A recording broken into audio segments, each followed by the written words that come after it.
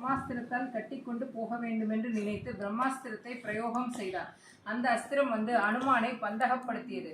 அதனால் சிறிது மயங்கி தெளிந்து, இந்த அஸ்திரம் நம்மை பந்தகம் பண்ணுவானே என்று யோசித்து, சரிதான், முன் பிரம்மா சொன்ன வாக்கு இன்று நமக்கு பலித்திருக்கிறது. மேலும் இதற்கு கட்டுப்பட்டால் நம்மை கொண்டு போய் ராவணன் முன் விடுவான். பின்னால் பார்ப்போம் என்று கட்டுப்பட்டு நின்றார். அப்போது இந்திரஜித்து சந்தோஷமடைந்து பிரம்மாஸ்திரத்தை எடுத்து ஹனுமார் இடுப்பிலே கட்டி பிடித்து கொண்டு சொல்லுவான், ஏ அனுமானே, நீ நல்ல சேவகன். உன்னை என் தகப்பனார் ராவணேஸ்வரனுக்கு காண்பிப்பதற்கு கொண்டு போகிறேன், வா வென்று கட்டுடன் இலங்கைக்கு அழைத்துச் சென்றான்.